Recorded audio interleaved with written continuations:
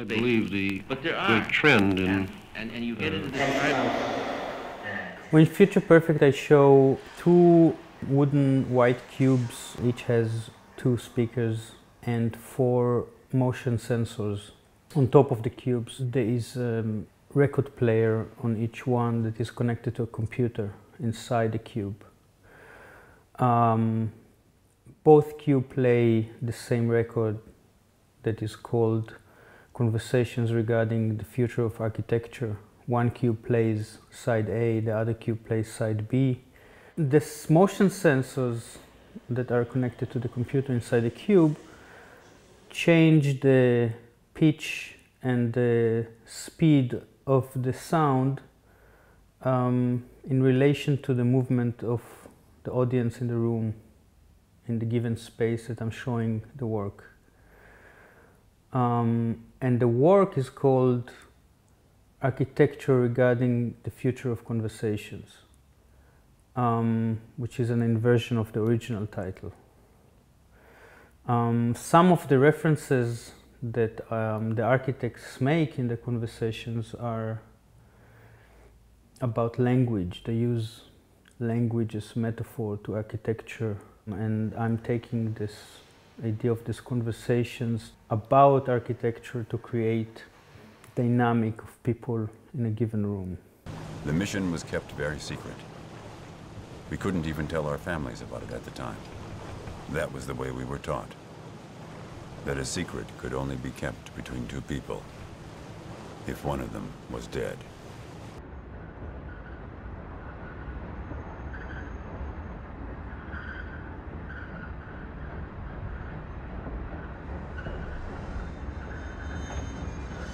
Well, in the past 5 years I've been making different projects that I noticed afterwards that all I've been dealing with the complex relationship between victims and perpetrators. Night and Fog dealt with the inversion of the relationship, like Israeli policemen creating a symbolic Holocaust to one Holocaust perpetrator, Adolf Eichmann. Later, the 2013 short film Wie aus der Ferne, As from Afar, where I looked at the friendship that Simon Wiesenthal and Albert Speer had in the 70s and the complex relationship that put light on this complex history between Jews and German in a way that trying to understand the motivation of why the two men will want to become good friends. Growing up in Israel, it's a very interesting and complicated place that is that is very much affecting the identity.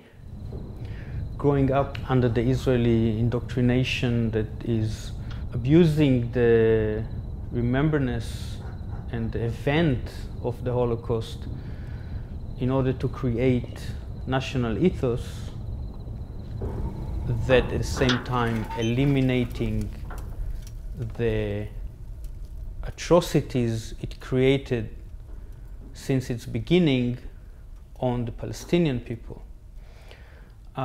what is continuing until now. And to look at this complex relationship that are never really resolved between what you are learned and trained to be, either a victim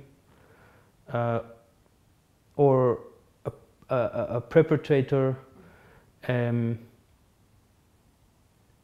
and the meeting between these two.